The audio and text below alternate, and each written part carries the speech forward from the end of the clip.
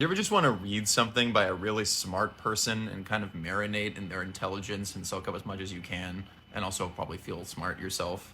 Here are five books where you can do exactly that. First, we know him and love him on this page.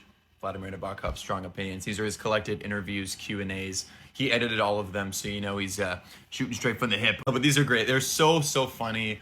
You've probably seen the long list going around on social media of his hot takes on various authors throughout history. There's definitely more nuance here, compelling cases to be made, and also I think maybe most importantly, you can tell that the guy really cares about great literature. He cares about imparting his judgment and his wisdom to you in a way that I think is a whole lot of fun. Lionel Trilling, great title of a collection of essays here, The Moral Obligation to be Intelligent. That's so fun. I also just love this edition. Taught at Columbia for a long time, literary critic, essayist. There's a great one in here about John Keats's letters. Trilling argues here that those letters are just as important a contribution as his poems. Makes a really compelling case here. There's a lot of essays in here I haven't even read, but John Dos Passos, Hemingway is in here. A lot of people are in here and they get the Lionel Trilling treatment, so check it out. The OG smart guy telling you his takes on everything. That's not really true, but you could describe it like that. Michel de Montaigne, ladies and gentlemen, the complete essays.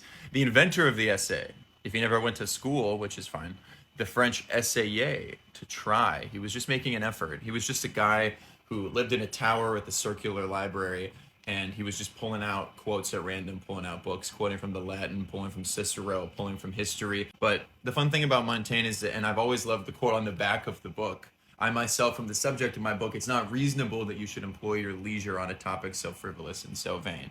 These were revolutionary because that premise was itself pretty radical. Why would you write just about yourself? Why would you be the subject? You got to write about something else. This is what happens when a deeply erudite and deep thinking individual turns the focus inward. You have the attention span to read about 500 years of human cultural history. Well, if you want to do it in one book, From Dawn to Decadence, Jacques Barzun. I cannot say that I've finished this one, but Jacques Barzun was writing absolute bangers until he died at like age 99. I think he wrote this at 97 or something like that. You got to go look that up.